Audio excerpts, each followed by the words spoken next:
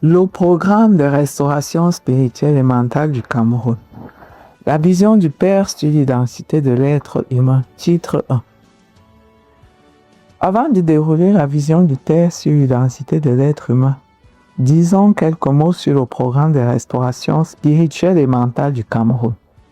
Ce programme est un ensemble d'enseignements populaires inspirés des enseignements de Jésus-Christ et des Saintes Écritures. Il a pour objectif de renforcer les connaissances des communautés, des familles et des individus sur la marche avec Dieu, afin de les rendre aptes à affronter les défis de l'Apocalypse en ce temps où le monde est à la croisée des chemins. Il s'adresse à tous ceux qui ont besoin d'être guidés pour devenir des hommes et des femmes, et même des citoyens selon le cœur de Dieu. Quelle est la vision du Père sur l'identité de l'être humain? Pour le Père, tout être humain est une âme vivante dans un corps physique. Tout être humain est en cette identité appelé à apprendre à porter la présence de Dieu jusqu'à parvenir en celle-ci à la refléter sur la terre et à la vie éternelle dans les cieux. Que signifie apprendre à porter la présence de Dieu? 4 idées entourent ce principe. Il est question pour chaque être humain de se laisser guider par Dieu jusqu'à croître en ressemblance avec lui, c'est-à-dire en caractère de Dieu. Par exemple, Dieu est amour, justice, pardon. Il attend que sa créature lui ressemble, ainsi qu'il est écrit dans Jérémie 18, 1-6. Tout être humain est appelé sous la direction de Dieu en Jésus-Christ à affronter des épreuves pendant sa vie terrestre qui sont censées le transformer, lui donner de l'expérience, le faire triompher de la chair jusqu'à ce qu'il porte la ressemblance à Dieu en tant que semence d'être spirituel, fils ou fille de Dieu, selon Galates 4:7 et Jean 8:35. Tout être humain est appelé à participer à un dessein ou projet de Dieu rattaché à son existence pendant sa marche terrestre. C'est cela la parabole des talents dont parle Matthieu 25, 14-30.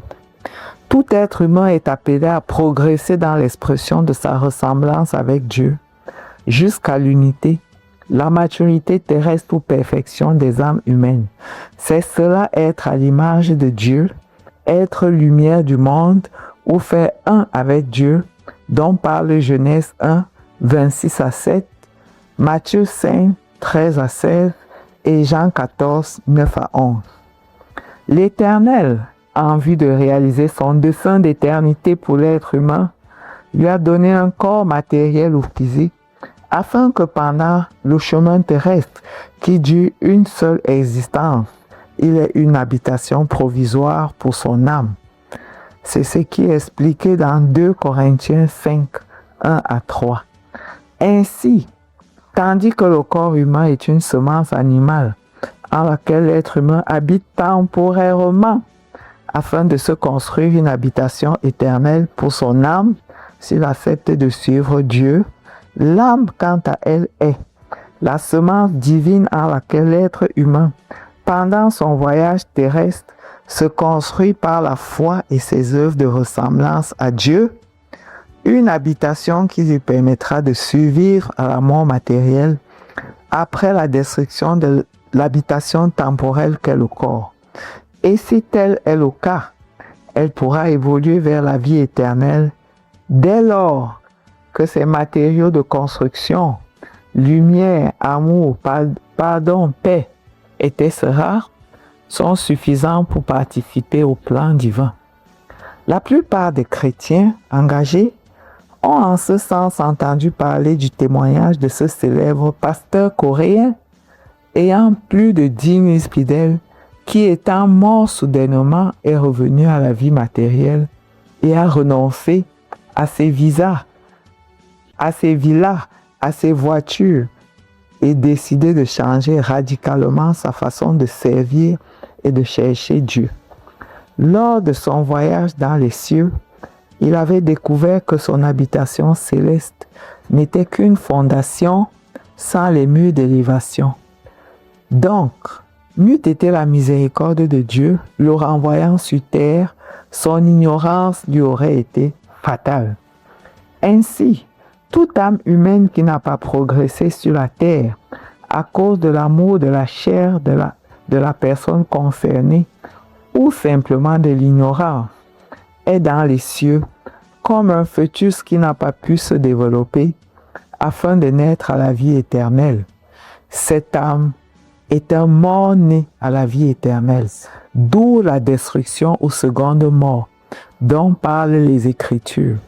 C'est pour cela que chacun envers son âme est comme une femme enceinte qui en tout ce que son corps reçoit, nourrit son bébé.